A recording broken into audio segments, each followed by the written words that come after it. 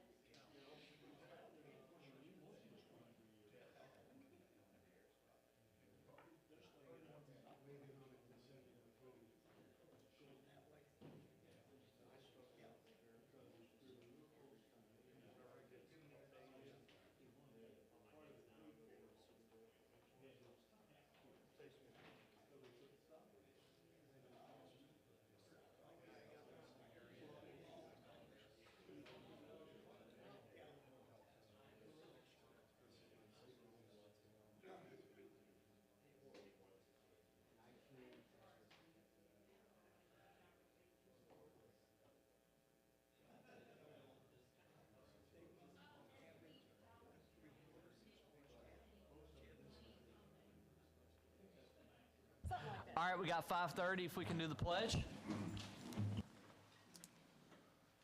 I pledge allegiance to the flag of the United States of America and to the republic for which it stands, one nation, under God, indivisible, with liberty and justice for all.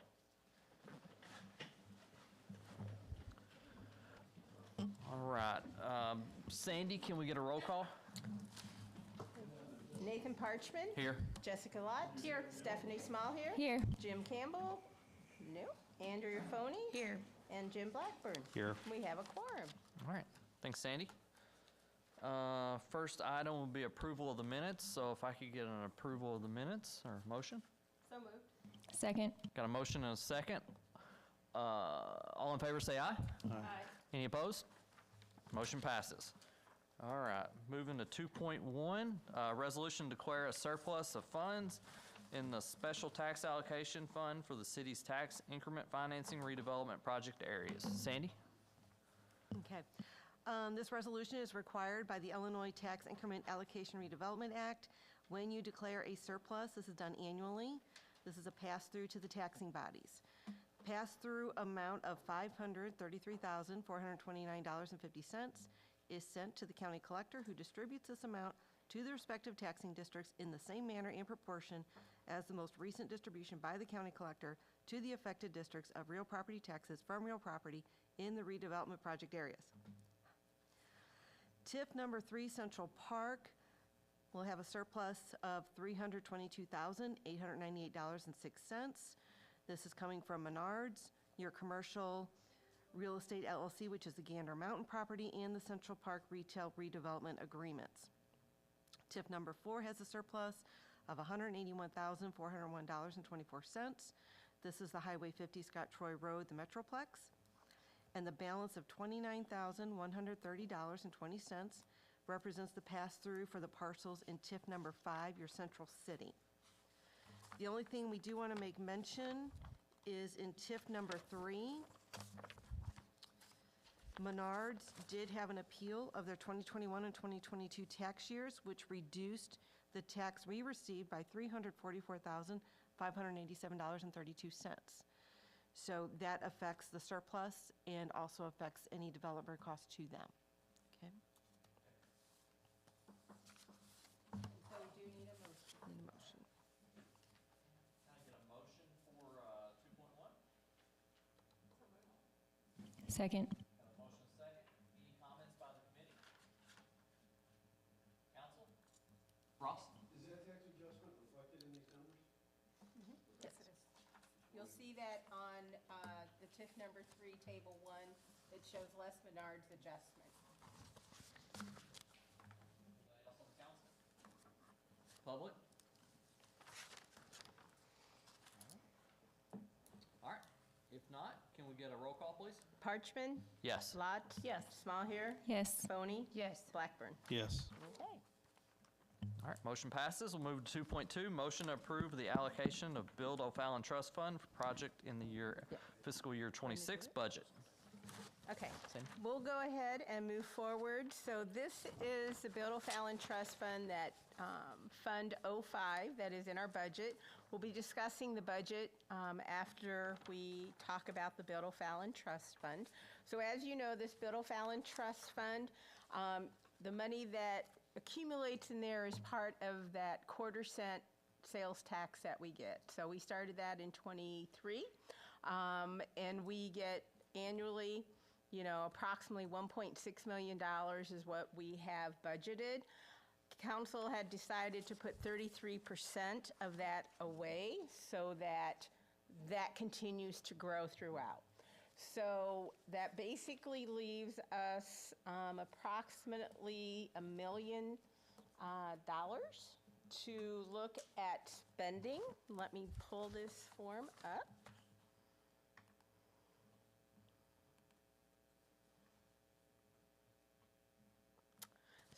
So, as we have done in the past, again, this Bill O'Fallon Trust Fund, these are all council city approved. They're unfunded capital projects that align with the 2040 master plan.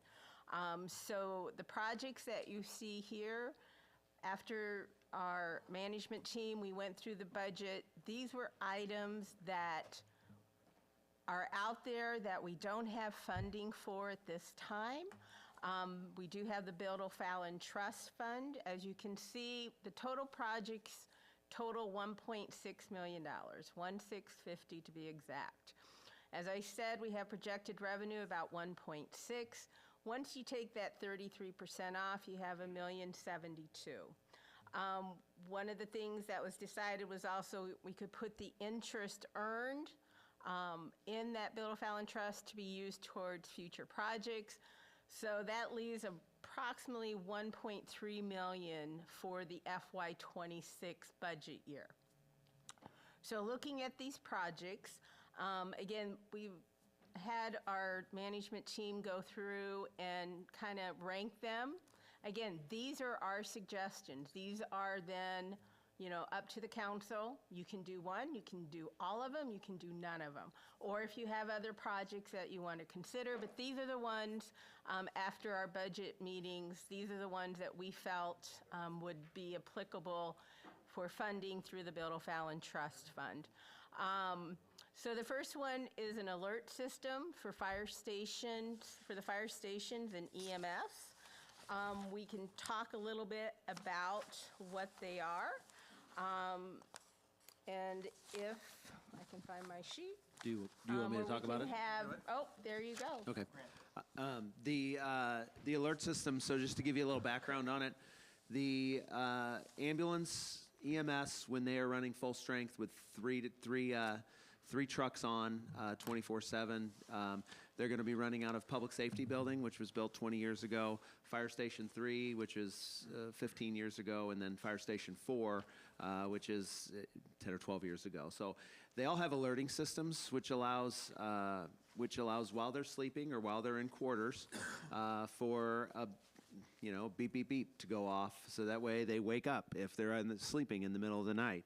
And so no matter where the call is in the city, they all go off. Every single station goes off.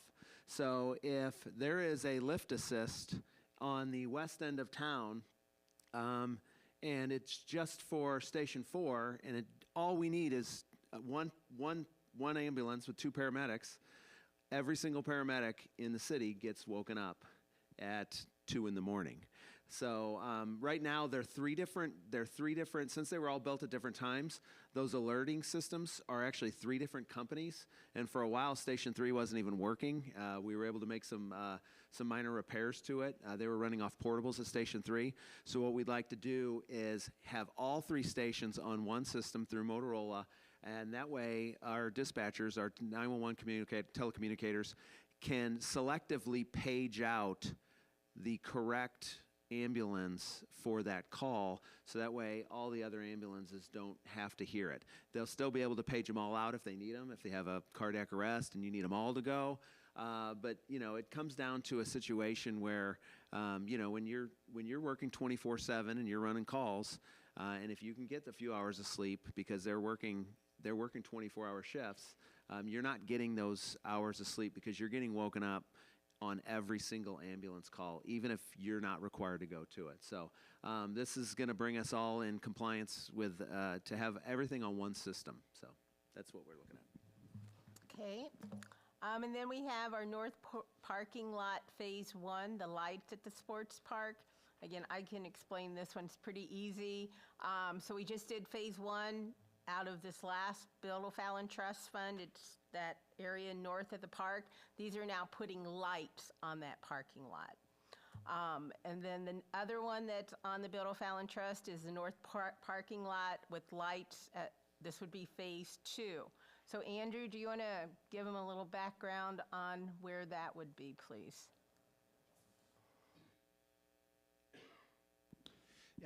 Yeah, sure, Sandy. So this Phase 2 parking lot would be built off of the one we just completed last fall.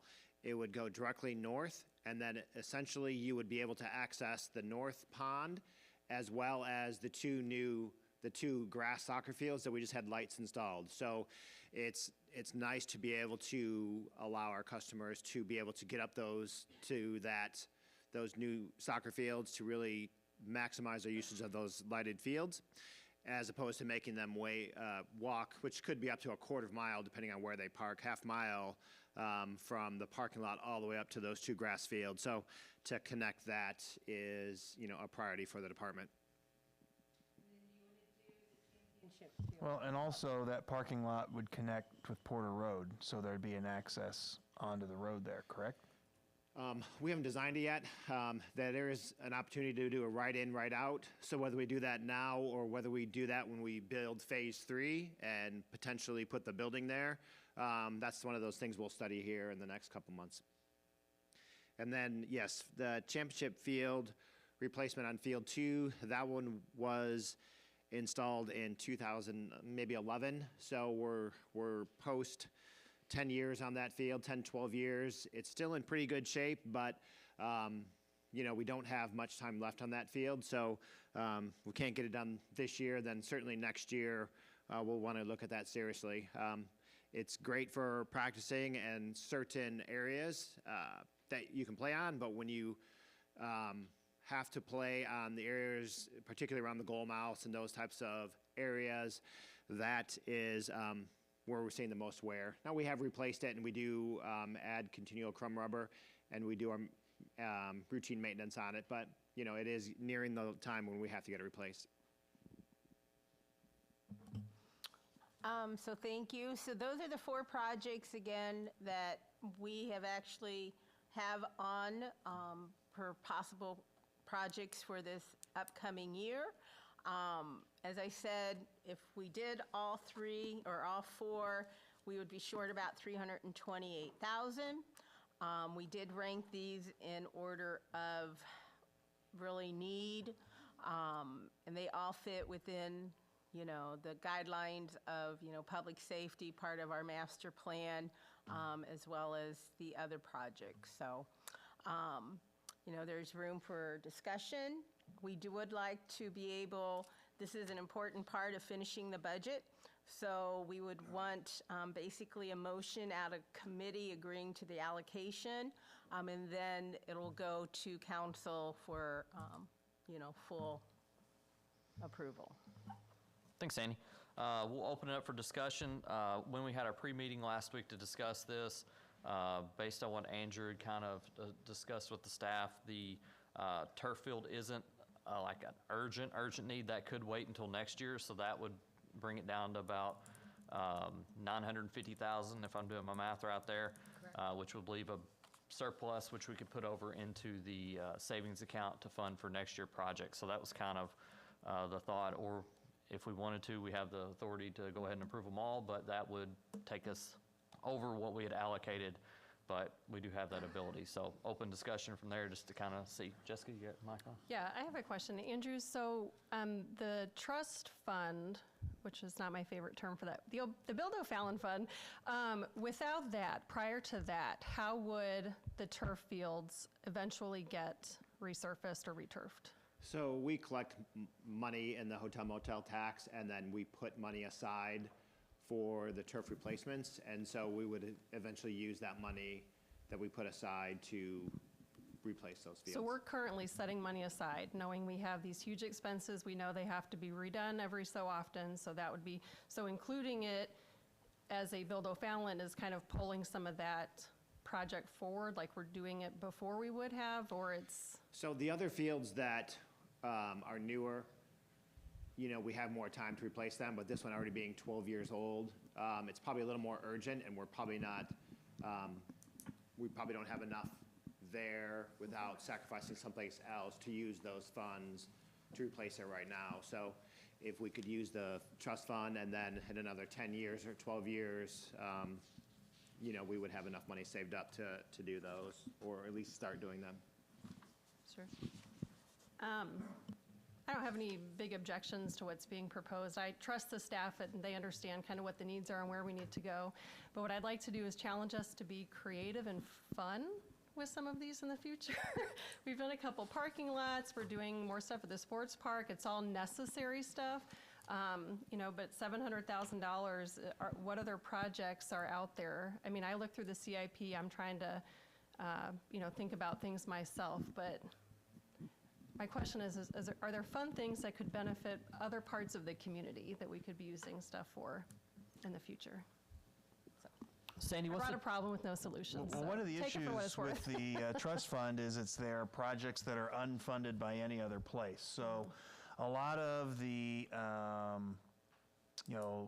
like, for instance, like stormwater and bike trails and things like that have been mentioned, and but they're part of Public Works, and there are funding sources for some of those things, or they're grant dependent, and we're applying for grants, so we don't really have anything ready to go on it. We have talked about whether there are other projects that we can put on there besides park projects. They have been kind of dominated by park projects so far.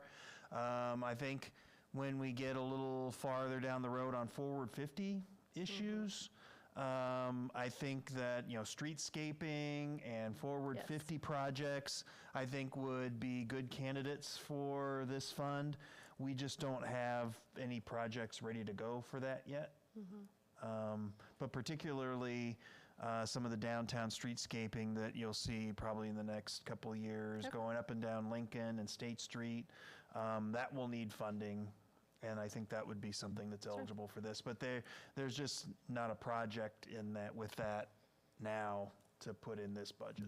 Sure, that's fair. thanks, Jessica. Anyone else on the committee? Council, Ross? Just like you were just saying, though, those are for projects that don't have funding sources. The turf field has a funding source. So that bumping that to, like Jessica was saying, bumping that to Yeah. another year, letting the funding source. Yeah, there's just not enough money to do the turf this year. But, yeah, you're correct. So by holding off on that one, you would have plenty to fund. If you did the top three, you would have plenty to then use the current money and then roll any of that excess into next year and earn interest. Roy? Brought this up with the next phase of the parking lot with the lights. We didn't put in there to make that exit on the north side. What would that do to the funding there? I think Andrew can talk about that. We back going all the way to the north to get the access on So I Porter. would be worried that it might eclipse the $700,000 budget if we went all the way up to put that right in, right out on the entrance right now. So we'd probably have to study that a little harder to see if we could actually get that entire thing done for 700. If we can, great. We would probably likely do that. But as of right now, the current plan is just for 700,000 to do that north parking lot. But if you don't fund, Extra parking spaces in there, they're all gonna come out on the overview. Right. So you're putting all that traffic coming out of this parking into that. well, if you don't fund the championship field turf, you may have some extra money to get all the way out All to the Porter. way up. Because you'd have 950 where it is, that's with the 700,000. So if it were to go 800,000, an extra 100,000, you'd still have enough in this year's allocation, if you so desire to, increase. Putting all those parking spaces in there and then bringing them all out from one exit. That'd be a long line, wouldn't it? Really gonna Yeah. put a hardship right there in that area. We can look at that. Thanks, Roy.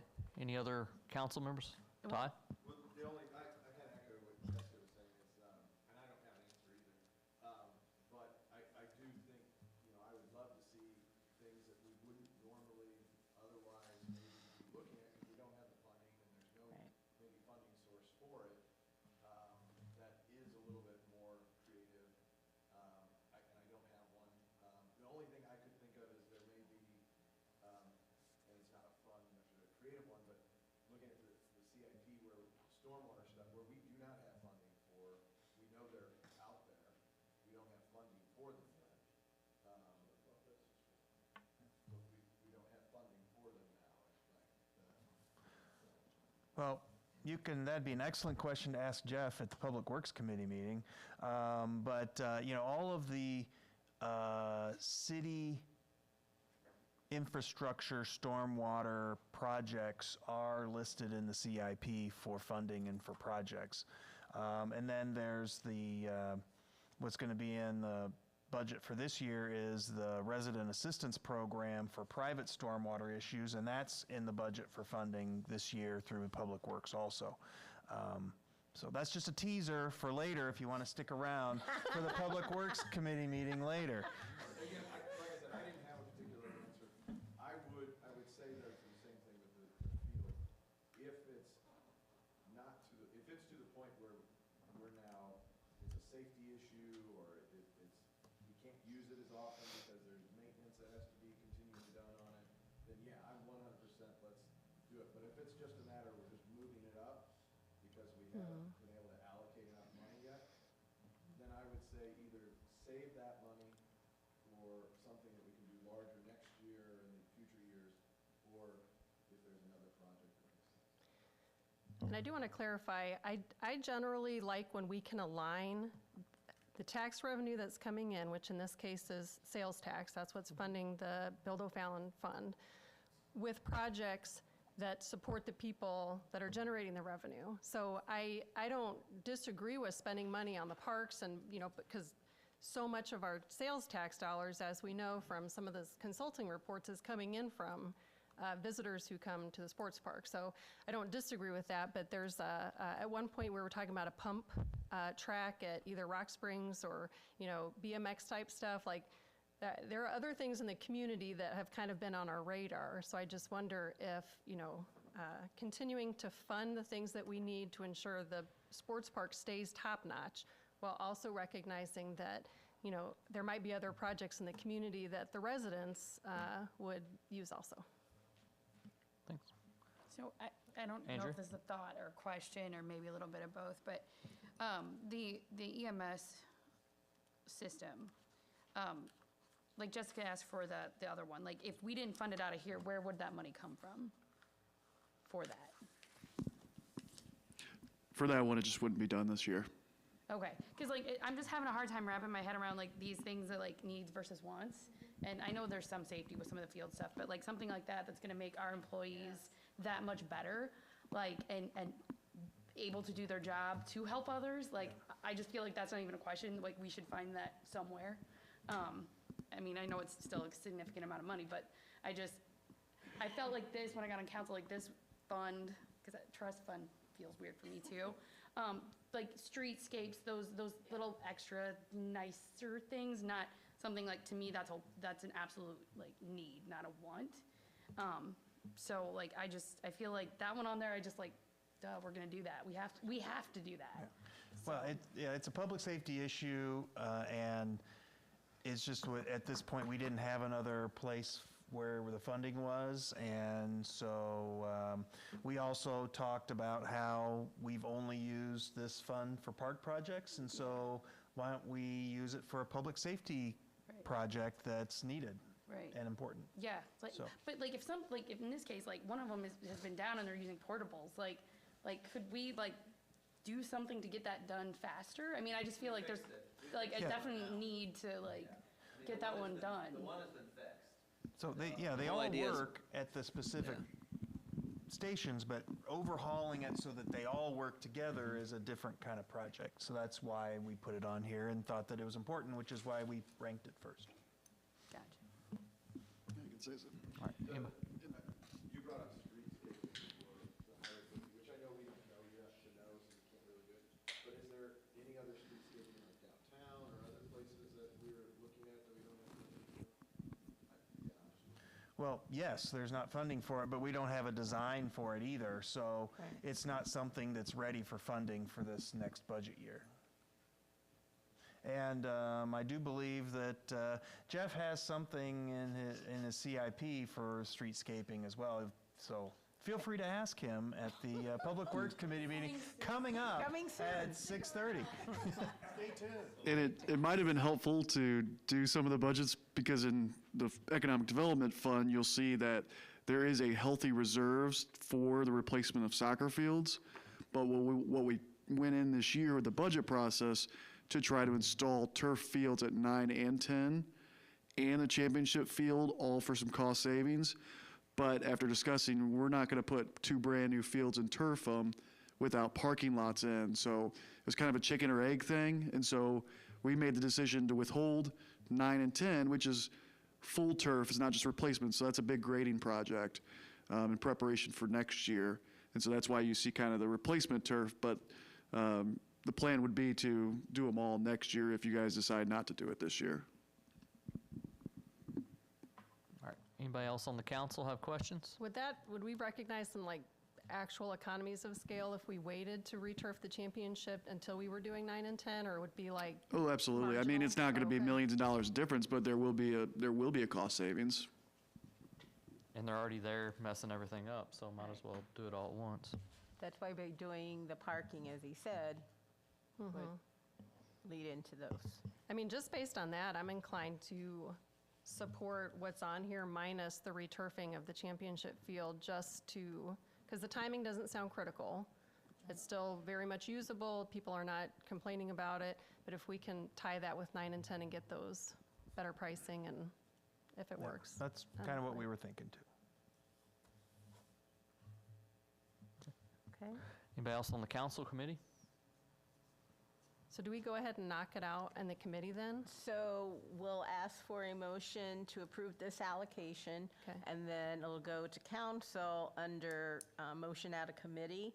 So then they'll have their opportunity to vote as well. Yeah, so you'd make a motion to include the top 3 items. At in- council. To move those forward to council. Okay. As a recommendation, or that's just? As a what- recommendation. Recommendation. Yeah, everything out of committee, so. Yep. So you're saying don't nix it here, wait till it gets to council? I would say make the motion to right now, remove the right. championship field, and recommend to the council that the top 3 items be funded in the Build O'Fallon Trust Fund for next budget year, and then that will be what appears in the motion out of committee. Does anybody on council have any strong thoughts on removing this? I agree with what everybody else said, but I also don't want to lose sight, as a council, we said we want to save 33%. And to keep growing our reserves, and I don't think we abandon that thought process without a really exigent project. And it doesn't sound like the turf field at this point is that project. So I do like the idea of sticking to what we set up with the 33% going into reserves. All right. Want me to motion? Yeah, well, All right. any other comments before we would make a motion? Public? Okay, go. All right, I move that we send the top 3 items listed as is onto council for consideration. Second. Thanks. We got a motion and a second. Any additional comments before we vote from anyone? All right, can we get a roll call? Parchman? Yes. Lot? Yes. Small here? Yes. Boney? Yes. Blackburn? Yes. Excellent. Yep. So we will move that as a motion out of committee. All right, so we will do the presentation of the FY26 budget. As Grant said, we had kind of talked, we were going to do that first, but I'm glad we've got that. So we'll move forward with the FY26 budget. And again, hopefully everyone has had an opportunity to review it. So the budget summary that is coming up, that shows all of our funds except for the Build O'Fallon Trust. So at the March committee, we will include this $950,000 into the Build O'Fallon Trust Fund 05. You'll see that all of our revenues of $100,659,000, that represents our current budget as it is. It represents a 4% increase over last year's. A lot of that is, again, personnel related. Also, just keep in mind what is being presented now as we go through it. There will possibly be changes and additions. I know already.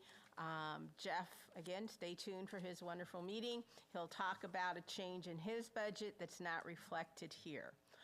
So the other thing we have, again, are lots of pretty graphs and details showing budget history, where things have gone, where they've been. So again, you can see a lot of 25 to 26 that has to do with the parks and the park projects moving forward. You know, the budget history going through. And again, I'm going to go through it fairly quickly. If you have questions, please feel free to stop. We always include the graph, where does our money come from? And you can see that the majority of our revenue comes from taxes. So that includes our sales tax, which is our big one, and then we have our state tax, Illinois income tax. So that represents where our revenues are coming from. And then our use of funds, where do we get our $100,000 from? What do we spend it on? Again, 53% are our personnel cost. That is where the majority of our funding comes from, or our expenses go. General fund, again, that's made up of police, streets, facilities, IT, community development, cemetery, MECOM. All of those make up this general fund revenue. And this little chart shows how it is by department. PD, public safety, makes up the largest part of that. And then again, largest expense out of general fund is our personnel cost. The next one kind of goes over our revenues. At our January meeting, we had kind of talked about revenues, so I'm not going to spend a lot of time with that. You can see we are projecting, 43% of our revenue, 36% of our revenues come out of the sales tax. This next one is a nice trend. It kind of shows where our revenues, how they've increased over the years. You'll notice it says total revenue, 29 million, general fund only 28 million. That because the telephone and utility tax portions of that go to the parks as a park allocation.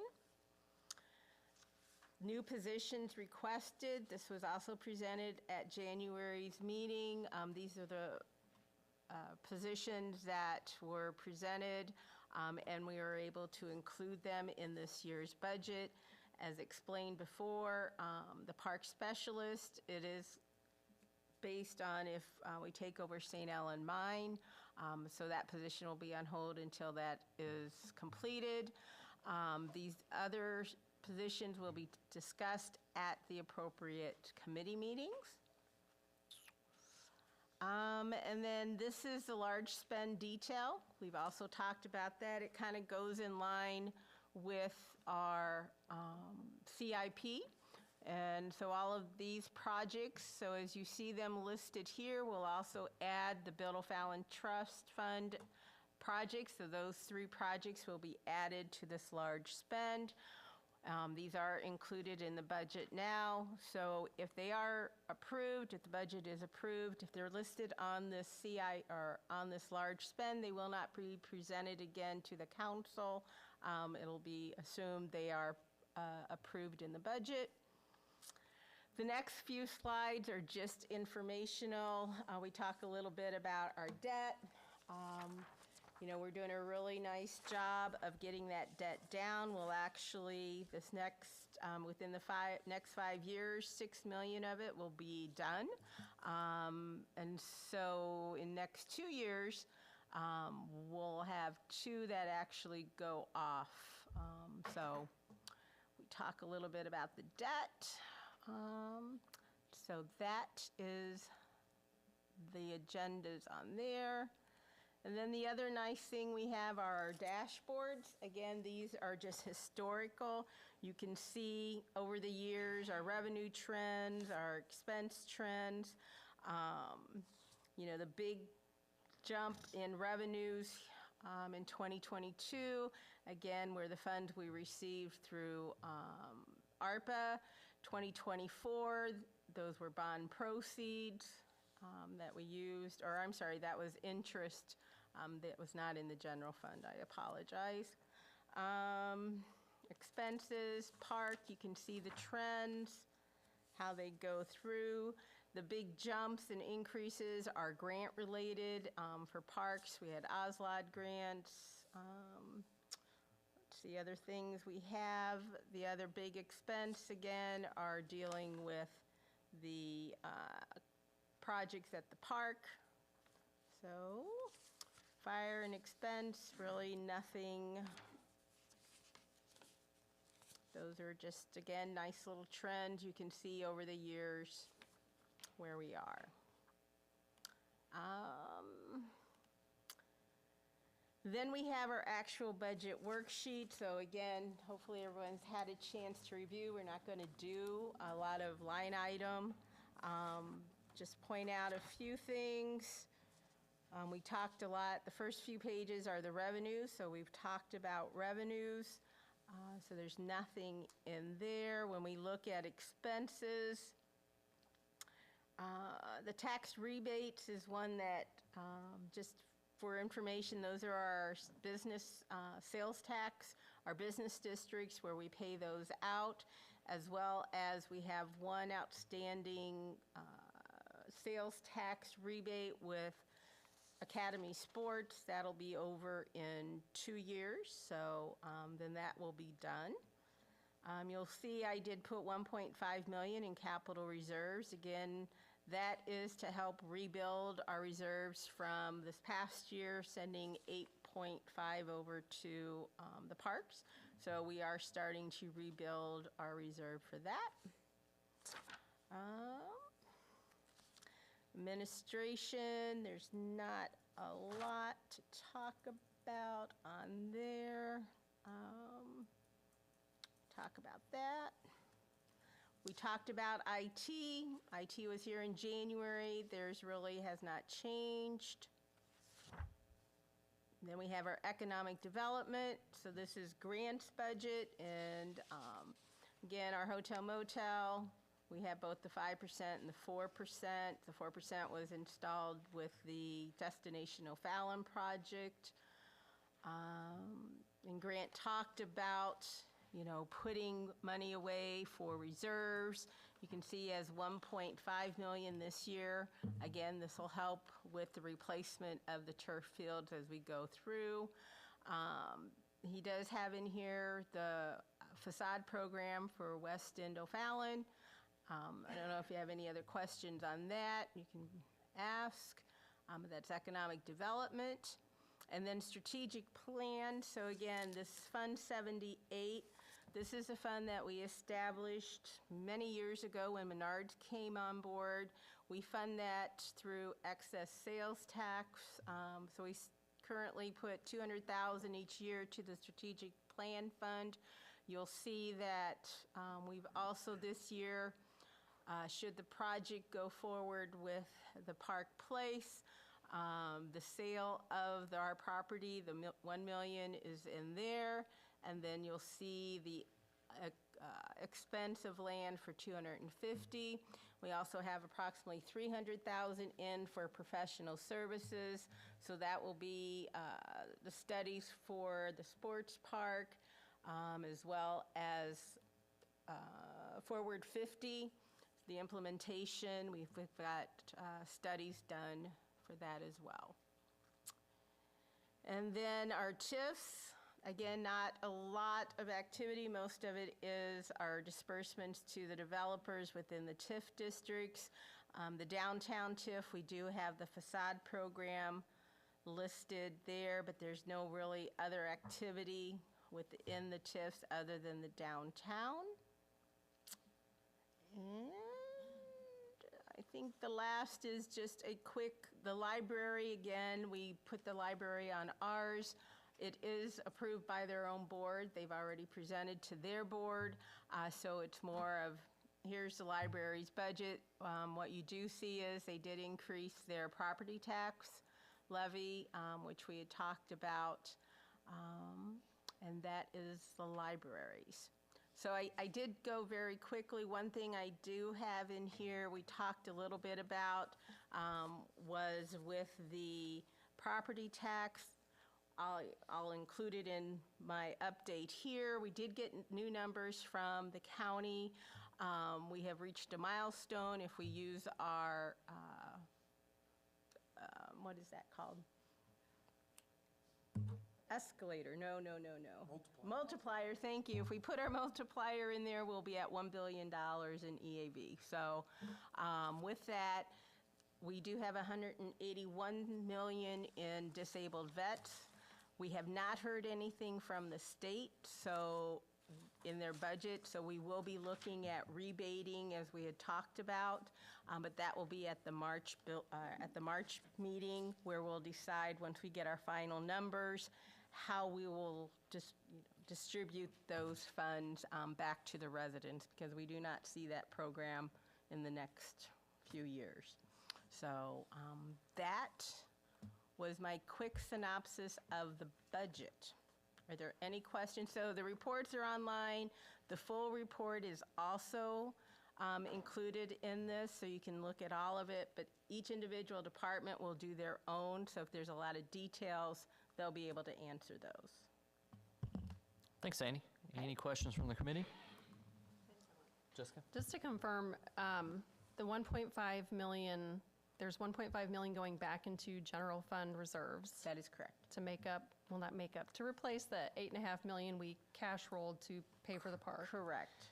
The community park. Correct. And that's separate from grants economic development. That is Correct. also 1.5.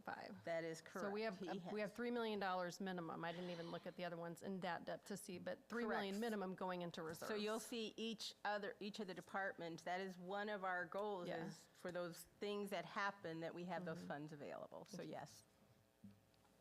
Thanks, Jessica. Any other questions from the committee? Council? Public? Vern?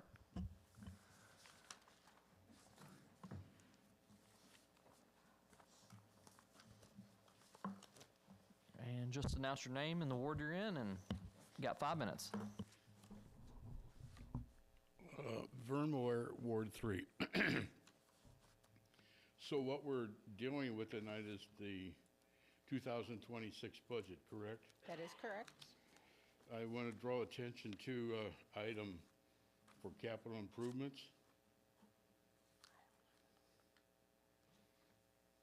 So you're going to need an additional $4,900,000 for the pool and the gym, is that correct?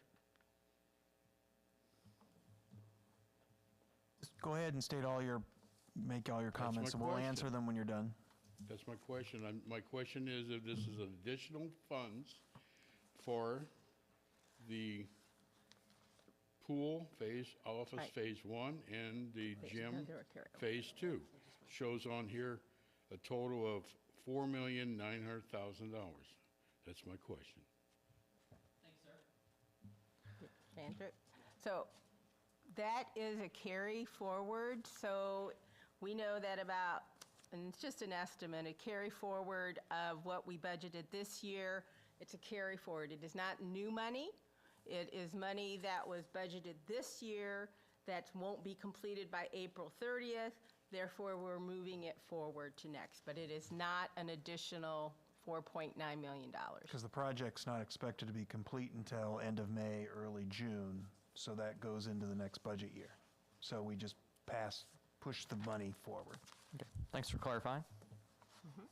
Any other comments or questions? If not, there's no action on this one unless there's something I missed.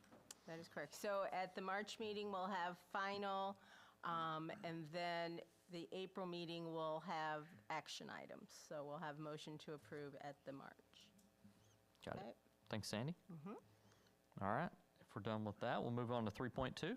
Okay, so this is our resident assistance program. We started this many years ago, 2021, 2022. And we have provided assistance to our agencies in town, St. Vincent de Paul, United Methodist Church, as well as Faith Lutheran, and what's the one out there? New Life in Christ, thank you. So those 4 participate. We provide assistance. They have residents that need help with their water and their electric. So this is a program that we have done.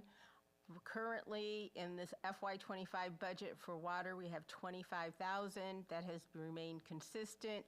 They have approximately $18,700 remaining.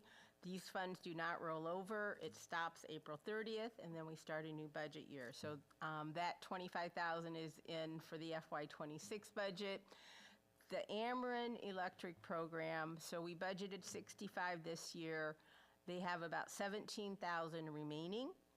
So this one, they haven't seen a lot of activity during these last 2.5 months because Ameren cannot shut them off. So people are not requesting funds. So we anticipate this money to be gone. And again, it ends April 30th. We ask them to please keep track so we know how much additional.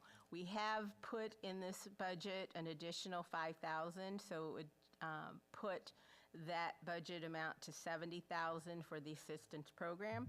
If it's not used, it's not rolled over. So we did put an additional $5 in there. We feel the need is there.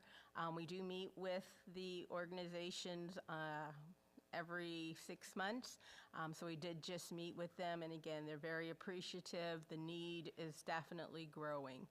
So I just wanted to give you an update on that. The county does have what's called a LIHEAP program where they provide assistance. It's more complicated, but we are asking our agencies, they are assisting residents as well to get funds through the county. Sandy, I have a question. All right, Just, oh, sorry, Nathan. I gotta approve you. Go ahead. Thank you. Go, Andrew. So just as a reminder for me and everybody, like when a resident calls for these funds, they will call one of these churches, and then does each church have their own requirements, questions? Right. Like, So how these, does that yes, piece work? so these agencies have been doing it for years, and so they have their own vetting process. So they all know, they work together.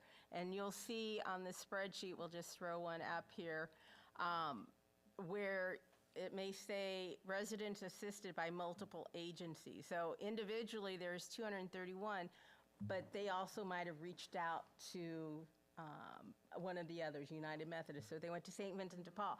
But they are very much aware of the vetting process. A lot of them, I know St. Vincent de Paul, they will meet with individuals and work on the budgeting process. So, you know, we are not qualified to do a vetting, but these organizations, that's what they do. Any other questions on the committee? Council? Public? One question I had, if there are leftover funds, which it seems like toward the end they always kind of go away, do those just go in reserves or what? Yep, they just General go fund? back in our general fund Okay. reserves. Or if it's water, it's out of the water. Okay. All right. No other questions? We can move on. Go to 3.3. Treasurer's report. Anything? Nope, just info. Same way with the administrative committee reports. All right. Anybody got any questions on either one of those reports? All right. If not, moves us to 4.1, public comments on finance and administration only. Anybody have any public comments? I do have something to add, Oh, sorry. Sandy's got a comment. Just a quickie, cemetery cleanup. So they'll be cleaning up the cemetery from March 1st through the 8th. So the new items can go out March the 9th. So I just needed to give that reminder with the cemetery. Thank you very much. If nothing else, look for a motion to adjourn. So moved. Can I get a second? Second. Got a motion and a second. All in favor, say aye. Aye. Any opposed? All right, we are adjourned. Thank you.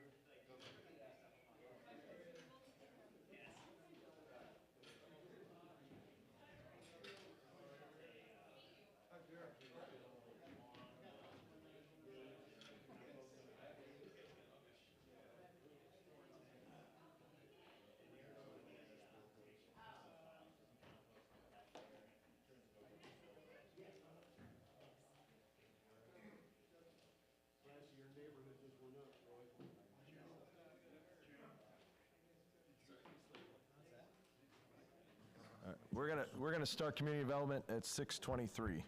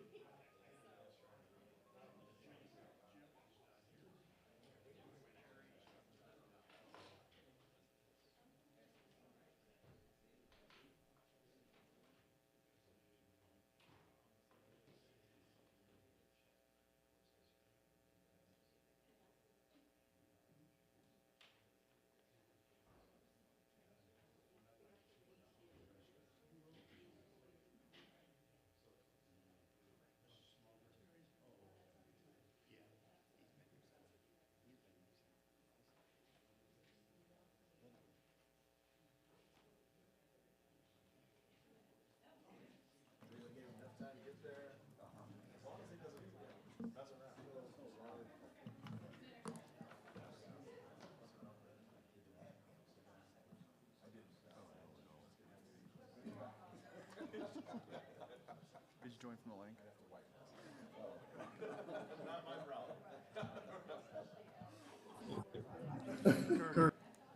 Kirk, click on Greg's picture, top right, add co-host. Yep. He's very specific. Did he do it?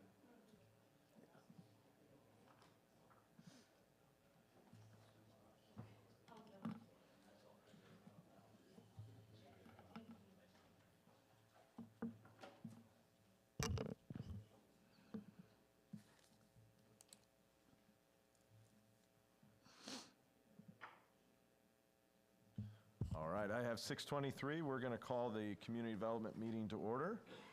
Roll call, please. Jerry Albrecht? Here. Nathan Parchman? Here. Jim Campbell? Tom Vorse? Here. Stephanie Small here? Here. Todd Roach? Here. You have a quorum, sir. All right, thank you. All right, 1.3, these are approval of our February 10th minutes. Do I have a motion? So moved. Second. We have a motion and a second. Any discussion from the committee? All right. All those in favor say aye. Aye. Any opposed? All right, minutes are approved. First up, 2.1, special event permit request for O'Fallon Sunrise Rotary Brews and Bags. Thank you. This is a special event permit request from the applicant O'Fallon Rotary Sunrise Group. The event is for the Brews and Bags. This is their first annual event, which is going to be similar to the successful Brew in the Lou event. Attendees will be provided an armband upon check-in, a proof of purchase, and age verification. The proposed event is to be located at 212 East First Street or Vine Street Market on Sunday, May 18th, 2025, from 12 o'clock to 4 p.m. There will be 3 activities essentially for this event: small local brewers beer tasting, a cornhole tournament, and a 50-50 raffle. The initial public target audience is 300 participants spanning a 4-hour period. Staff does recommend approval of the event upon required liquor licensure approval and remittance of the certificate of liquor liability insurance, with the city listed as the additional insured. All right. Any questions or comments from the committee? Council? Anything from the public? All right, hearing none, then I'd entertain a motion for approval. So moved. Second. All right, we have a motion and a second. Any further discussion from the committee? Hearing none, roll call, please. Parchman? Yes. Vorse? Yes. Small here? Yes. Roach? Yes. Albrecht? Yep. All right, that's approved. We'll be sending to the council for final approval. All right, 2.2, this is a resolution authorizing the mayor to sign a pre-annexation agreement with Bruce Holland of Posh Road LLC for approximately 21.5 acres located at 1314 Posh Road. I believe that's actually the wrong parcel ID that's listed there. I think the correct one is actually on the next as well. Is that? Because that parcel ID comes up with, it's actually another property off of Scottroy Road. Okay, I'll have to look into that. Okay. Regardless, the address is correct, which is, again, 1314 Posh Road. Thank you. The petitioners are Bruce and Jeff Holland from Posh Road LLC. They have filed a petition to enter into an annexation agreement for the property located at 1314 Posh Road, totaling approximately 21 acres. The parcel is currently zoned A Agricultural District in unincorporated St. Clair County. Upon annexation, the property will be zoned rural residential as per section 158.101 of City Code. Taking a look at the property bordered, outlined in the dashed orange, the property is located on the northern border of the city boundary, north of Flagstone Pass Drive. Again, the property is 21 acres, and the petitioner ultimately plans to subdivide the lot into 3 separate parcels. Each parcel would contain 1 residential dwelling. A 20-foot wide easement was executed in June 2007, allowing for ingress and access to the premises for no more than 3 residential homes, with access coming off the property from the southwest side of the site from Posh Road. In terms of public utilities, the property would connect to city water. They are located in Caseyville Township jurisdiction for sewer. Caseyville Township has provided a letter stating that they cannot provide sewer, so the petitioner will be required to receive a permit through the county for either aeration or septic systems. This is the plat of annexation, or Exhibit B, as part of the annexation agreement. And that's all I have. All right, thank you. Any questions or comments from the committee? From the council? Public? All right. Hearing none, I'd entertain a motion for approval. So moved. Second. We have a motion and a second. Any further discussion from the committee? Hearing none, roll call, please. Vorse. Yes. Small here. Yes. Roach. Yes. Albrecht. Yes. Parchman. Yes. All right. That passes and will be sent on. And then we have 2.3, which I believe is connected. Ordinance annexing certain territory containing approximately 21.5 acres located at 1314 Posh Road. And again, this parcel ID, which I believe is correct, is 03-13.0-200-004. This is an ordinance for the same piece of property located at 1314 Posh Road. As outlined, northern border of the municipal border. There is, if you look at the map on the southwest portion of the property, as stated, there is an easement for access and egress to the site off of Posh Road. Currently zoned agriculture in unincorporated St. Clair County. Upon annexation, it would be zoned rural residential. The petitioner would subdivide the lot into 3 separate lots, 1 residential dwelling on each lot. All right, thank you. Any questions or comments from the committee on this? Council? Public? Then I'd entertain a motion for approval. So move. So move. We have a motion and a second. Any further comments from the committee? Hearing none, roll call, please. Small here. Yes. Roach. Yes.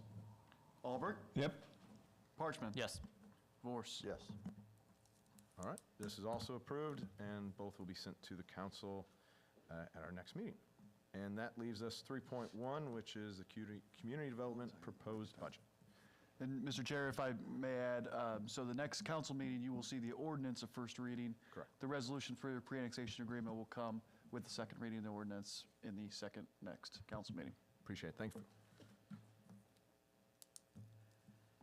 All right, all yours? All right. for the fiscal year 2026 Community Development Department budget, the total proposed budget is $1,717,056. Taking a look at the prior year budget, which was $1,616,566, this is a proposed increase of 5.9% or $100,490. This increase is generally associated with one vehicle replacement. It's a 10-year-old vehicle with 90,000 miles at a $40,000 cost coming from the department's capital reserves. Additionally, we have a $5,000 increase in nuisance abatement as the department does see an increased cost for code enforcement cases. Looking at $30,000 in salaries for additional certifications as our department is doing fire inspections and for a planner 2 hiring to replace former planner Ryan Auer. And additionally, an increase of approximately $8,500 in medical assurance cost and an increase of $14,000 for IT allocation for software for CityWorks, which is primarily the department's software system that we use for licensing, permitting, and inspections. Thank you. Any questions, comments from the committee on the budget? Council? Yes, Ross. CityWorks crossover with any other department? Go ahead. Yeah, CityWorks is also our program for work order systems.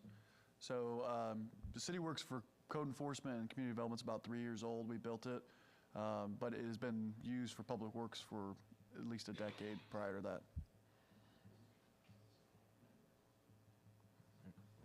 All right.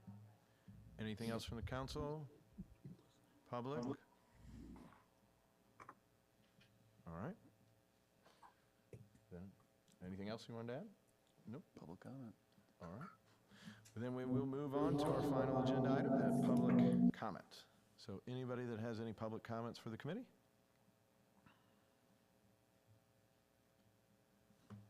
All right. Anybody online? Jeff? Jeff's online? Okay. You're getting ready? Okay. How's that mic be back? All right, well, perfect. Then, hearing none, I would entertain a motion to adjourn. So move. Second. All right, we have a motion and a second to adjourn. All in favor, say aye. Aye. Opposed? We are adjourned. I didn't realize. Good job catching back up. Yeah, that's I didn't realize I started marking X's.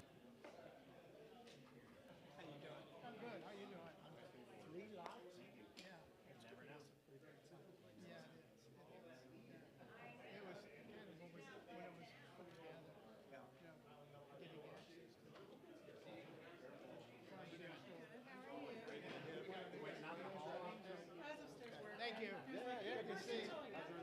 Things are good. Things are good. Yeah. You guys did things pretty good. We tried. We tried. Yeah. Nobody has anything to say. There's no sense in holding it right here. How's it going? Jeff Good. Holland. Todd Roach. Yeah. Yeah. When would you guys look to start this? Tomorrow. Tomorrow? You We okay? are bulldozing down there. What are you talking Are about? you okay with that? I'm fine with it. Probably late April, May. You know, just so weather breaks for us so we can get the road in and everything. So, yeah, we ran the temporary or the preliminary water. Jeff let us have easements and we got all that. So, yeah. Yeah. Yeah, we'll have you on, first reading, it'll be the public hearing for your annexation on Monday night.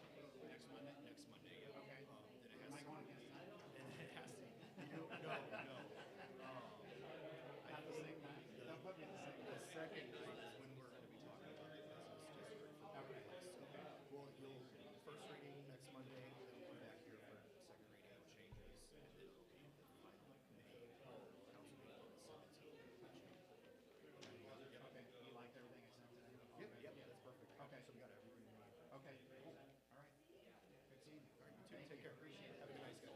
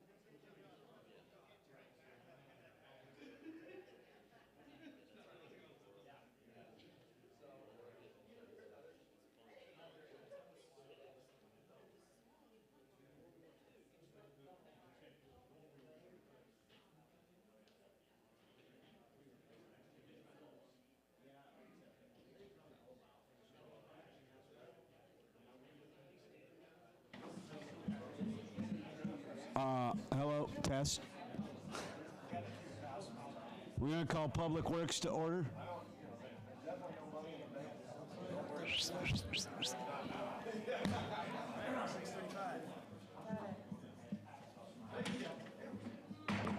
Thank you.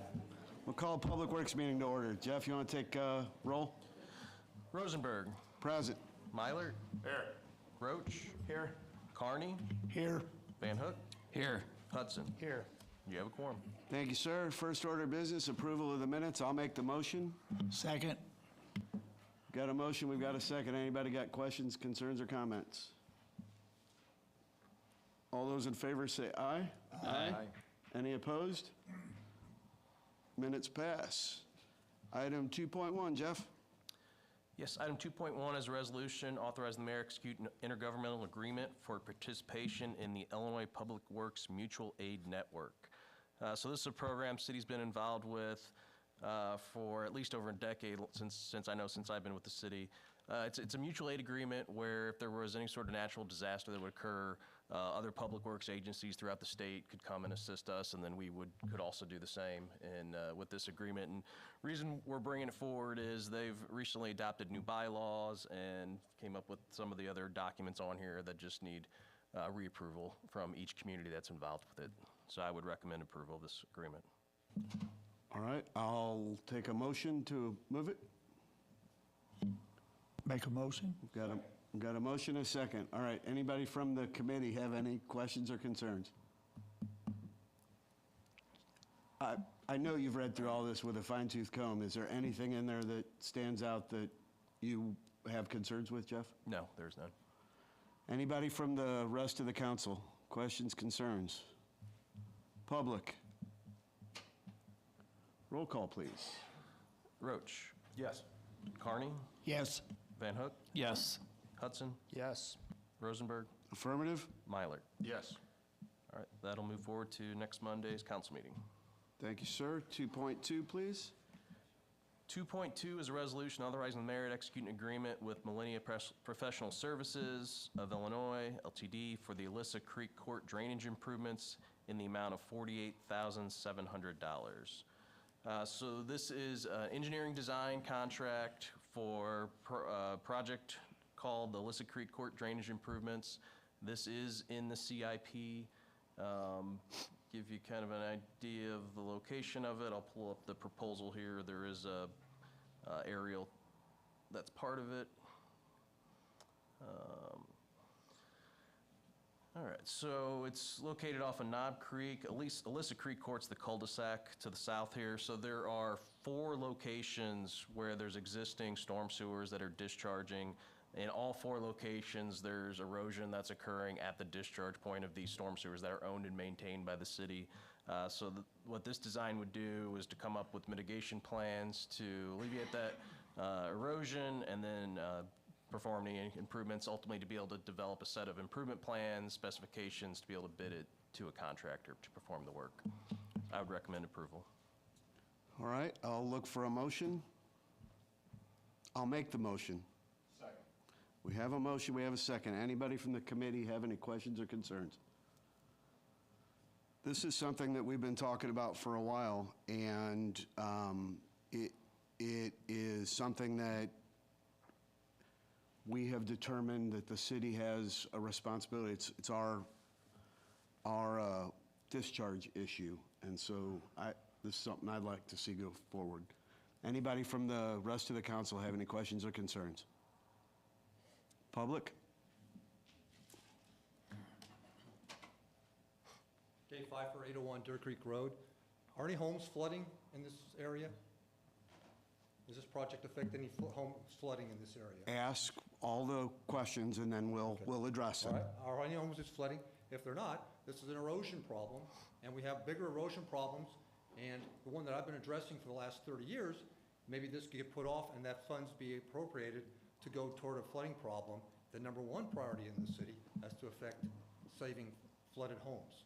So if it's not, then maybe we need to put this down the road. Thank you. Thank you. Anybody else from the public? If you'll state your name, I'm sorry. State your name and what ward you're from. Well, good evening. I'm Sarah Chafee. I live So I know we've been talking for a while, for over 10 years, there's been significant flooding issues. We have large sinkholes in our yard, and we... Okay. And this has been an ongoing issue that continues to get worse as more development occurs around the area. So I'm very grateful to hear it stated that this is something that the city drainage may be contributing to, and I'm grateful for the study because we are losing land. The land is becoming unsafe, and I do believe that this is an issue that needs to be addressed promptly. Thank you. Thanks.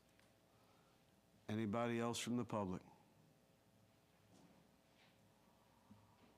I think you know who I am, and I'm not trying to downplay this project at all, but I have erosion problems. Just want to remind you, we put 600 tons of rock in our properties to protect it from the sewers, from the stormwater from the city to protect our properties. Thank you. Thank you. Anybody else from the public? All right, we have a motion, we have a second. Roll call, please. Carney. Yes. Van Hook. Yes. Hudson. Yes. Rosenberg. Affirmative. Mylert. Yes. Roach. Yes. All right, let's move forward to city council meeting next Monday also. And 2.3. 2.3 is a resolution authorizing the mayor to execute an agreement with Hanks Excavating and Landscaping, Inc. for the Woodstream Sewer Bypass Phase 1 project in the amount of $3,336,894 based on unit prices submitted. So this is a project that has been in the CIP for a number of years. We actually bid the project and went under contract to complete it about 5 years ago. During that process, it was discovered that there was a rock excavation that would need to occur, along with the boring of rock to install this line. In that case, the contractor was proposing almost $1 million change order and a $2 million job. So at the time we pulled that contract back, went back, revisited design, and just bid the project again, had the bid opening last week. The bid tab is attached. Again, this is replacing a portion of our south sewer trunk line. So just kind of give you a general location. We recently completed South Trunk Line Phase 1 replacement, which just ended just north of Quarry Road. This next phase would continue down, cross under Quarry Road by boring a line under the roadway, and then also another bore under the CSX Railroad to get to the manhole on the south side of the tracks. When we receive the bids, every time we receive it, we compile them into this bid tabulation, take a look at the numbers, and determine if there's any concerns. And this is the really one that we did have a concern looking at it initially. At the time of bidding, Hanks was approximately $500,000 lower than the next two bidders. We took a look further into each specific bid item, and the one that really stood out to us is this item number 5, which is the rock excavation premium. So that is, the amount the contractor we paid to actually remove the rock to install the sewer line. As you can see, the Hare had $430 per cubic yard, LW $285 per cubic yard, and Hanks was down to $32. So we reached out to Hanks, had a discussion with them, wanted to confirm their bids. They followed back up with us the day after the bidding, indicated that they had a mistake on their bid tabulation. Instead of $32, they meant for it to be $320 per cubic yard. So at that time, spoke with the city attorney just to kind of weigh our options. There's really a couple out there. You can do what's called, you can pull their bid bond. So anytime a contractor submits a bid, in this case, they have to put up a bond of 5% of their bid price. Meaning if they don't move forward and execute a contract based on this amount, we can take that bid bond, which in this case would equate up to about $150,000. But then we're still stuck with either having to rebid the project again or potentially go to the next lowest bidder to move forward. After speaking with city attorney, he advised us that we could talk with the lowest bidder and enter into negotiations. as long as the amount did not exceed what the next lowest bidder was. So essentially what kind of discussion we had was, well, we understand that you meant to bid $320 per cubic yard, but we're not just going to give you that amount just because it was a clerical error. So we looked back at the other two bidders and saw that LW's contractor's amount for that same item was $285. That's the lower of the two other bids, and came to agreement, would you be willing to move forward with the contract if we were to raise that unit price to $285? They indicated that they would.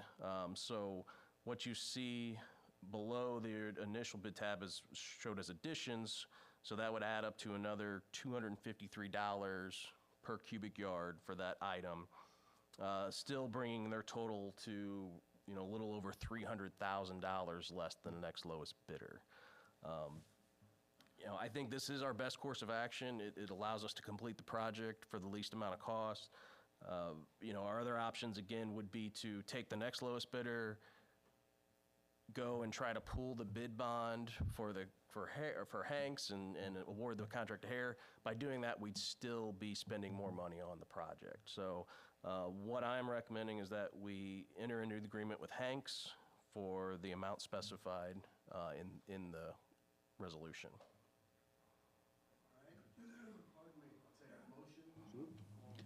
Take a motion to move I'll make a forward? motion.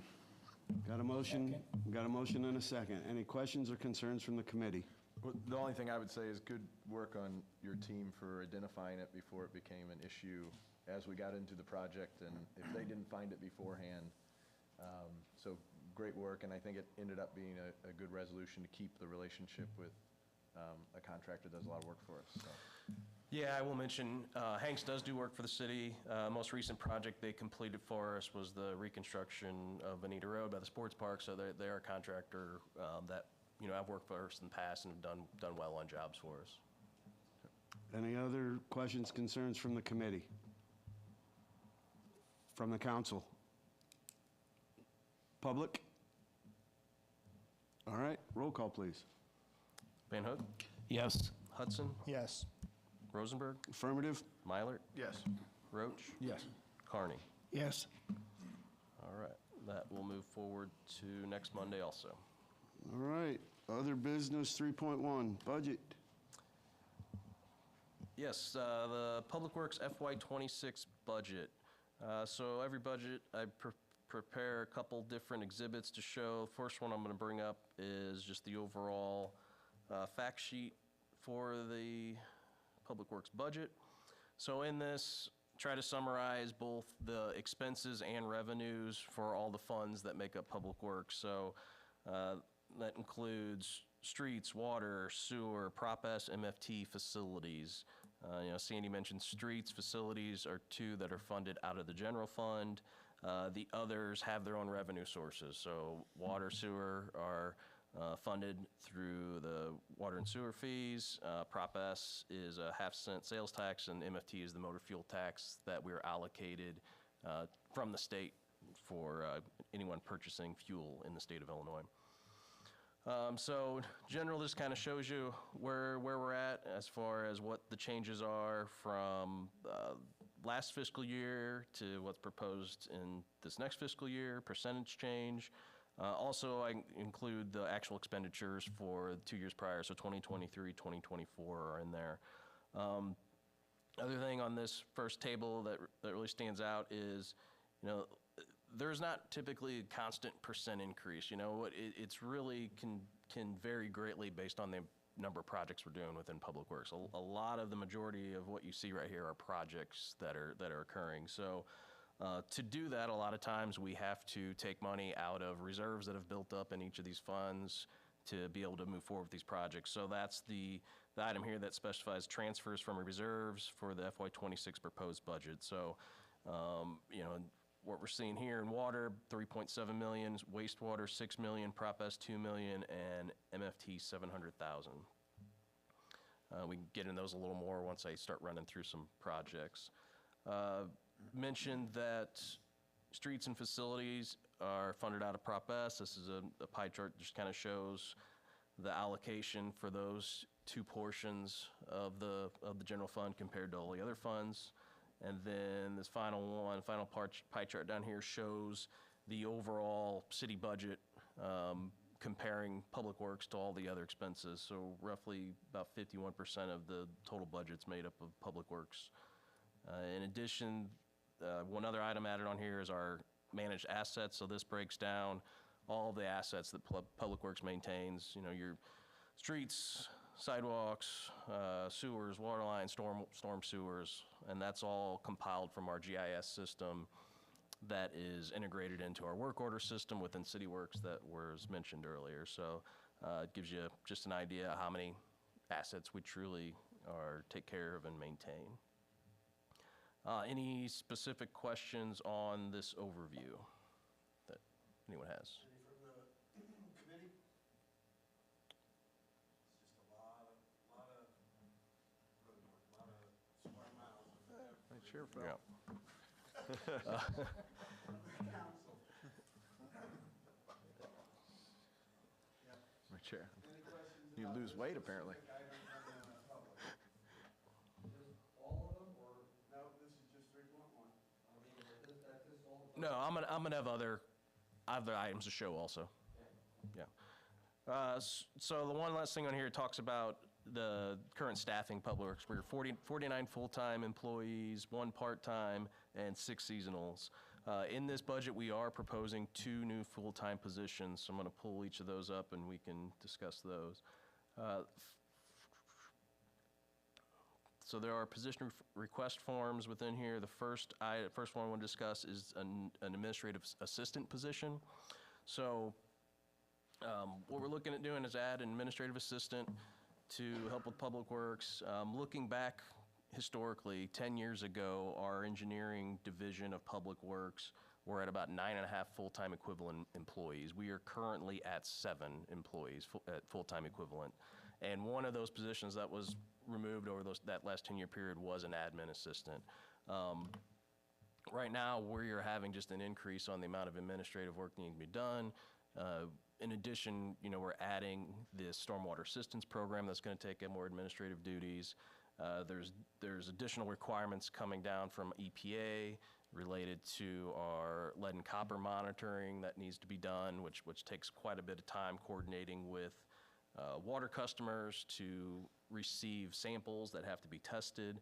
So this would be someone that would be able to come in and help assist with the admin functions, answer calls from residents who are requesting service, and input in work orders into our work order system. Any questions on that position? Okay. The another position that's being requested is a project engineer.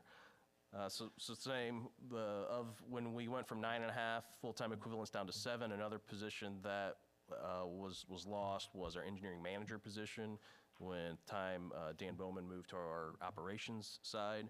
So, and even beyond that, historically, in the past, cities had typically 3 licensed professional engineers on staff. We currently have 2, myself and the assistant city engineer, Adam Gershner. So we're looking at adding a 3rd engineer.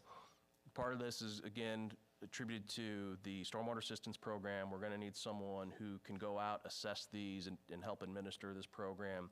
In addition, through our MS4 program, there's additional inspections that need to be done. So we need to be going out and doing more comprehensive inspections on all the storm sewer outfalls within our system and documenting those and having records of it within our work order management system. So that would be another duty of this. Beyond that, you know, could extend the scope of that to not only just these outfalls of these storm sewer systems, but some of these drainage ways where I know we've had issues with erosion that have been mentioned. So on top of that, just really helping Adam and I get projects to where they're ready to be bid and put out on the street and ultimately constructed. So those are 2 positions we're looking at adding this next fiscal year. Any questions or concerns from the committee on either one of these 2 positions? Go ahead. From the council. I have one back on the big spend items. There's a big chunk in there for Pearson.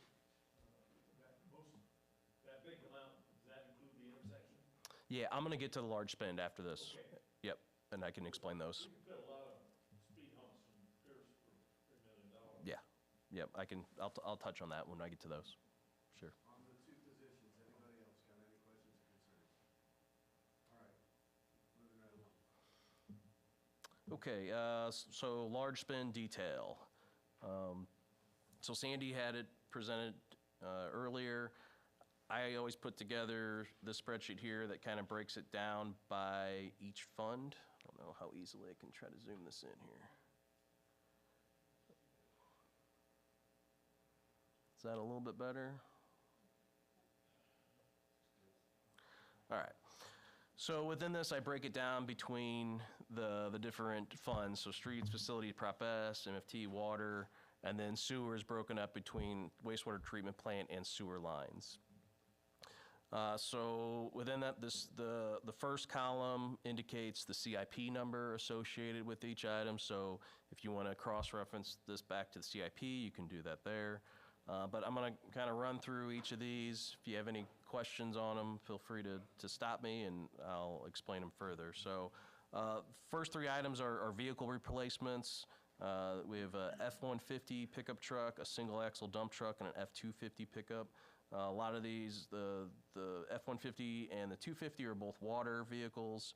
The F-150 is a 2010 with about 169,000 miles, and the F-250 is a 2007 with about 96,000 miles. The single axle dump truck, that is just for the outfitting of the dump truck. We've already purchased the chassis for it. The full dump truck was in this year's budget. It's been taking longer to get equipment, so we're carrying over the outfitting of that chassis with the dump equipment into next fiscal year. Next, we'll get into equipment. First item is a skid steer that's shared between streets, water, and sewer. It's replacing a 2012 skid steer. We have two new items that were not in the CIP. First is a tree chipper for $25,000. Now that is just the public works share. I know when Andrew goes into parks, the intent would be to split that between public works and the parks department because they utilize it also for using in parks. An F-550 plow and spreader in the streets fund. What we found is a lot of times our larger trucks can have some difficulty getting down some of our roads, either due to cars parked along them, narrowing of the roads in some cases. So what we're able to try to do, and we purchased a plow this year, is to outfit an F-550 with a plow and spreader. It gives us a lot more options for snow removal purposes. I'm looking to just, again, and that's not a whole new truck, that's just the plow and spreader to outfit an existing F-550 that we currently have.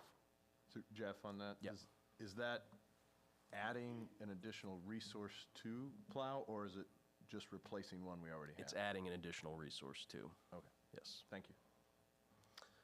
Yeah, and a lot of times some of these smaller equipment we use a lot in cul-de-sacs, just a lot of more easier to maneuver them in some cases. So, the other last two pieces of equipment, Vector truck split between water and sewer, and then a camera truck for sewer lines. Again, these are replacing existing piece of equipment. We have a 2014 Vector and a 2012 camera truck currently. So Vector truck is the truck we use to jet and clean sewer lines primarily, but we can also use it to pothole utilities. So meaning you're able to get, for sake of explaining it easier, like a pressure washer nozzle and a suction tube to able to remove and excavate material to uncover underground utilities without actually having to dig with being able to potentially damage them. But primarily used a lot of times in our sewer system for cleaning and jetting out sewer lines. And then same with the camera truck. Camera truck is an actual camera that we can run it goes inside the sewer lines, performs inspections on them. Okay, next get into different engineering services that are planned for next fiscal year.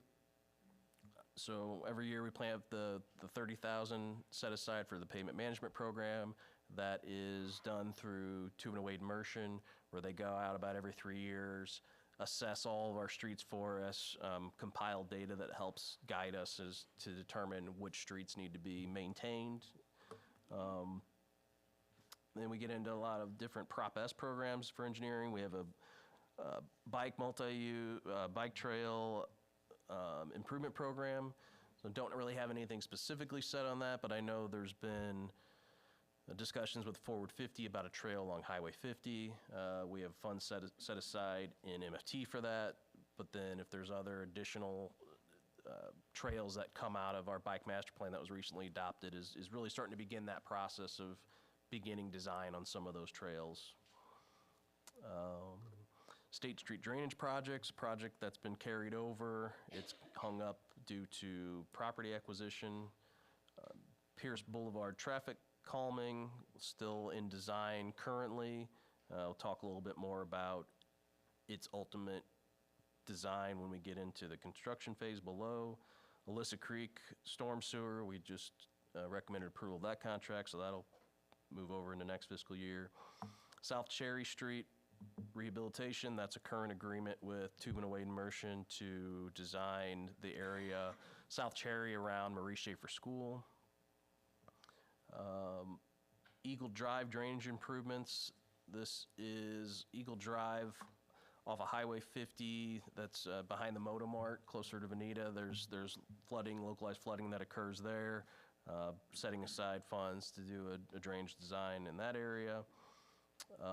Elizabeth Drive drainage study is a drainage study for an area on Elizabeth Drive just south of Fairwood Hills where floodings occurred. That's flooded homes that was discussed during the most recent CIP adoption. Next, we move into 2 items that are being funded through our MFT. The first being State Street and North Lincoln Streetscape. So there's a lot of discussion about streetscape projects. We're talking about the Bill to Fallon Trust Fund. This would be a design on State Street from the CSX tracks out to Smiley, and then from Lincoln, on Lincoln north of State Street also. So we've been able to acquire funds to resurface that roadway, but in addition, while we're doing that, we want to perform the streetscape work that's getting ready to be designed. So this amount right here is really just to be able to start the design of that project this next fiscal year. And then the East Highway 50 shared use path, I referenced that earlier. Looking at trying to start the design of a shared use path on Highway 50 from the community park out to the Recplex. And get into the water fund. Have a couple engineering items. Water tower maintenance. We had our water towers inspected. Indicated some of the towers need maintenance work done on it, painting. So this would be the engineering fund set aside to do that design. Replacement of the main along Longacre and Ashland. They have design in for that. It's a design that had been underway, kind of got put on hold, but we need to start that back up again. And that it's a main transmission line that feeds water from the source we receive it from Illinois American up Longacre and Ashland into the city. Along with the streetscape design on State Street, we know the water main needs to be replaced, so we're planning to set aside funds to design the water main replacement. Last thing we want to do is go through and repave and fix up State Street with nice new streetscape and then dig it up a year later to replace the water line, so it's going to be done in conjunction. Also, just our annual water main replacement program, we're setting aside funds to design our next location of water main replacement. The last 3 in engineering are all sewer related. First one being the Northern Dancer lift station replacement. That engineering agreement's already in place with Gonzalez. They've started that design. It's will just carry over into next fiscal year. Have funds set aside for a sanitary sewer model. So what we're trying to do is to model ultimately the entire sewer system. Talking with consultants to get a scope, a cost on that. The thought is this 100,000 would at least be able to set us up to get the north trunk line analyzed, and just really, it looks at a couple different things. The main thing is hydraulic capacity, so it's going to be able to model the sewer system as it exists today. There'll be flow meters that'd be installed to set up a model to calibrate it, and it really will help guide us moving forward on what additional sewage can this line handle when it's replaced, what size does it need to be, things like that. And then the final engineering project is the South Trunk Main Replacement Phase 2. This would really just pick off from where the Woodstream project we spoke about earlier ends. All right, getting into construction. So you see here in total, we're right at about $21 million worth of construction cost for this next fiscal year. One of the largest ones being the Pierce Boulevard traffic calming. So that is shown at $3.7 million, $2 million out of streets, $1.7 out of Prop S. And really what that is, it's not just the work on Pierce. So with the Pierce traffic calming, we're talking about narrowing the road, adding a shared use path on the south side, putting in curb bump outs with speed humps. That's just a portion of the project. In addition, every road south of Pierce is going to be milled and overlaid with that project, and we're also going to implement the stormwater improvements that are coming out of the Pine Tree Estates drainage study. So it's a very comprehensive plan, and so it's just not the traffic calming, it's storm sewer improvements, it's roadway overlays, and it's the calming all together. So that's why you see the cost the way that is. Will that be finished this year? I don't envision complete construction to be done this year. We're still going through the design. It'd be, the goal would be to get it bid and under construction, but, with the goal ultimately is we want to have all the improvements done and in place before any of the proposed development occurs at the west end of Pierce is the goal.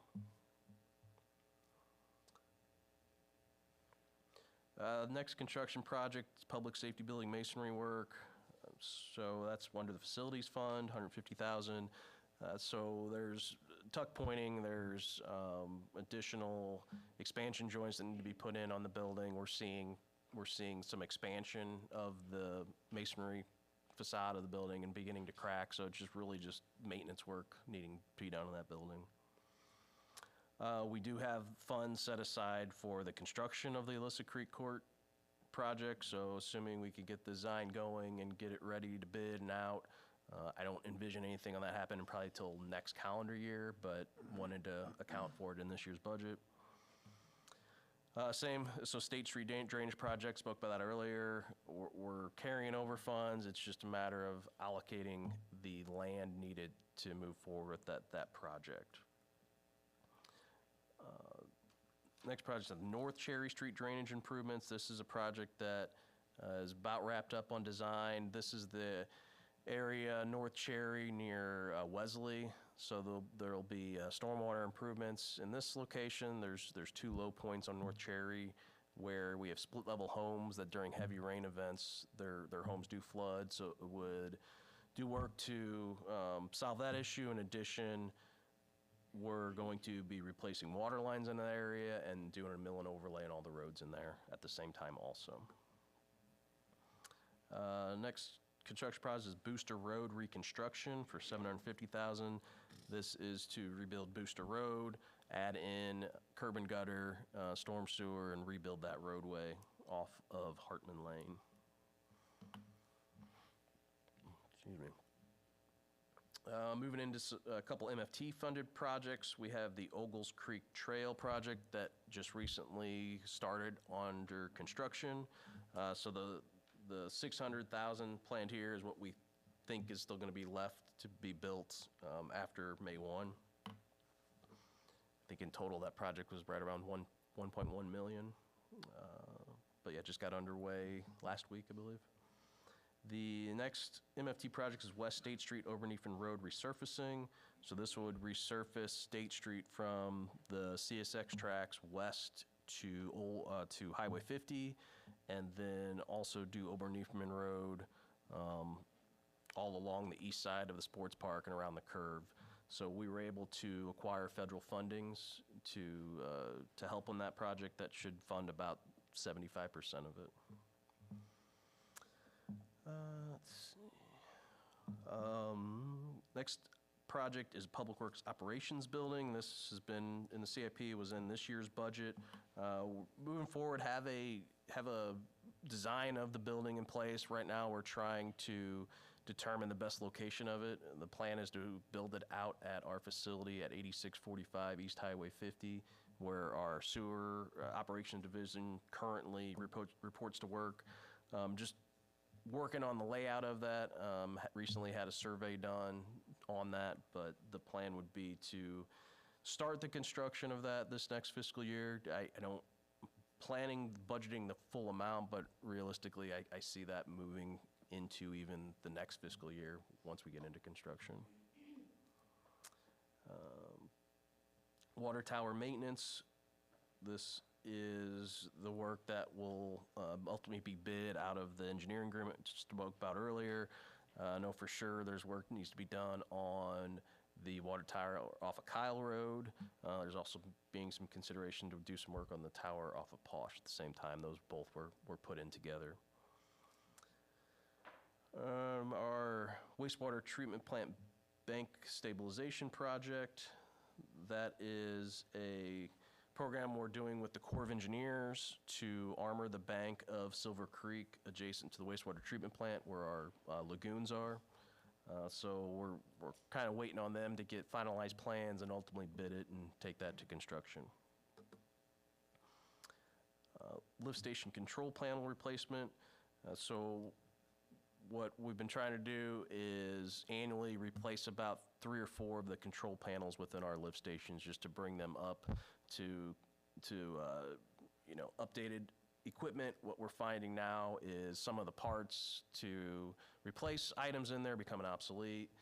So it's just, one of those kind of things that just have to occur occasionally. These control panels and parts can become obsolete, so we want to be able to stay up on them and be able to keep them operational. 2 items related to the wastewater treatment plant. The electrical substation replacement. So this is a complete replacement of our substation that feeds the original phase of the plant. When we did our last addition to the plant, we connected onto that, added some additional service off of it. At the time, there was some concerns about, just the state it was in. So we took a look at it, talked to contractor who'd be certified through Ameren to perform the work, and they provided us a quote for roughly $250,000 to replace that. Also needing to replace some of the terminal lift station pumps, replace some that are in there, and also keep a spare on hand, so that way if one were to ever fail, we'd be able to switch them out and keep the system operating. The next item, Woodstream Bypass Sewer Project, just talked about that the construction agreement with Hanks, so this would be budgeting that $3.5 million.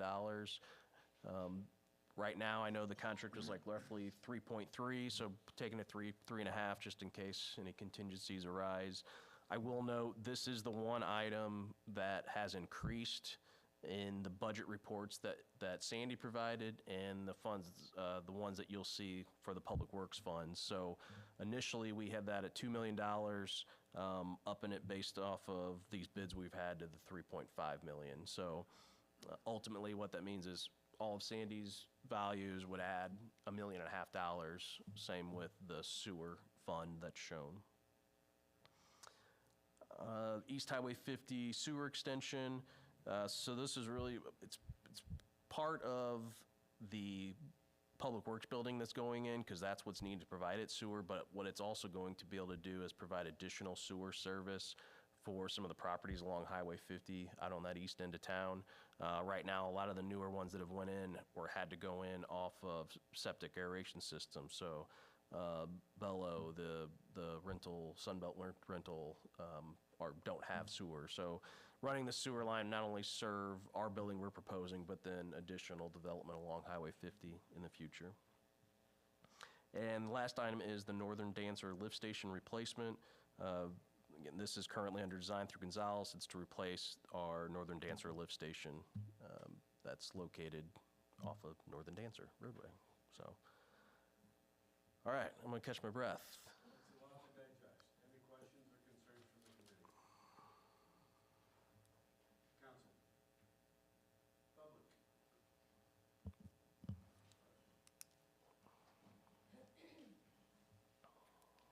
In case you forgot, Dave Pfeiffer, 801 Deer Creek Route, and Engle Creek's in my backyard, just in case you missed that. One Public Works meeting, as Mr. Taylor stated, 85% of the next Proposition S budget was going to go towards stormwater projects. Quick math, they're accurate, but I only see about 55% going in this budget. I'm just wondering what the discrepancy is. Well, you didn't answer the last one when I came up here, so I'll bring with the next one, but are you gonna address this or not? If you can bring all your questions. Okay, all right. The other one is, any of these programs address the number one priority of this city for stormwater, and that being of the flooding of private residents, and addressing specifically Mary Coleman's flooding, who's had 2.5 feet of water in her basement recently and flooded 4 times. Any of these projects address those concerns? Please. Wait here for the answers, or? If you got more questions. That's it. No, that's it for tonight. Thank you. Yeah, no, so I can speak to those. So as I mentioned, the Pierce Boulevard traffic calming, a big portion of that is stormwater improvements. So that 1.7 million shown under Prop S is stormwater funds. Alyssa Creek stormwater, State Street drainage stormwater, North Cherry Street drainage stormwater. Really, Booster Road reconstruction is the only item in Prop S that is only roads, no stormwater included. And to be honest, there's even stormwater going in on that project. So if you break down that percentage, we're right at 85% towards stormwater projects. In general, I talked about which ones address flooding. So State Street has a location where the roadway floods, where it's impassable. North Cherry Street has 2 homes that flood during rain events. So yes, these are, and the project that Mr. Pfeiffer keeps referencing, we have a CIP item for it. Next fiscal year, we plan on beginning design on that, and the year following that, there's $2 million in construction planned in the CIP for the project he's referencing. There have also been upstream projects that have either already happened, are underway, or are planned that will, and this is a question, not a statement, that will assist or diminish any flooding downstream, correct? Yeah, I mean, perfect example would be the North Cherry Street project. So in addition to the storm sewer that's going to be installed to alleviate the flooding of those homes on Cherry Street, we're putting a stormwater detention pond in the area north of the cemetery to hold back that water, to not release it into Engle Creek as quickly as it currently does.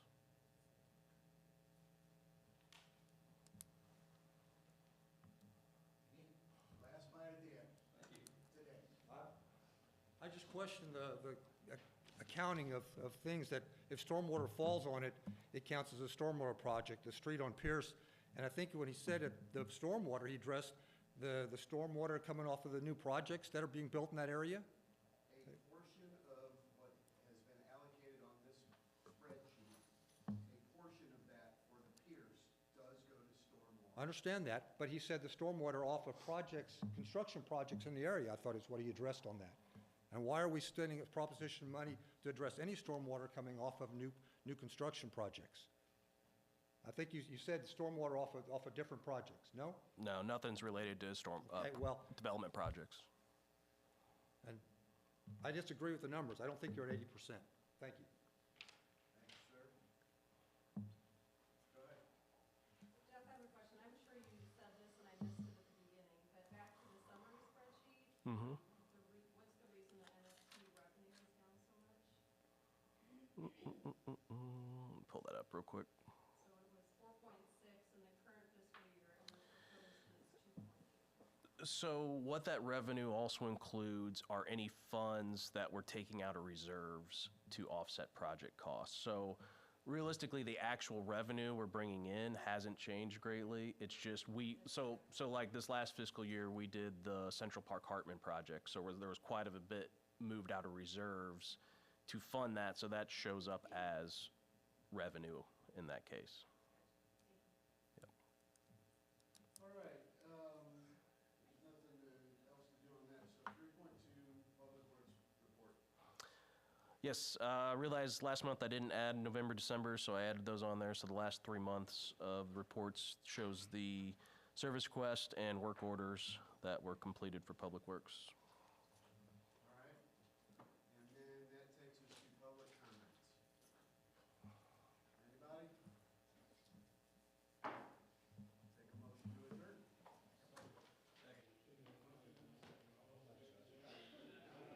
Recording stopped.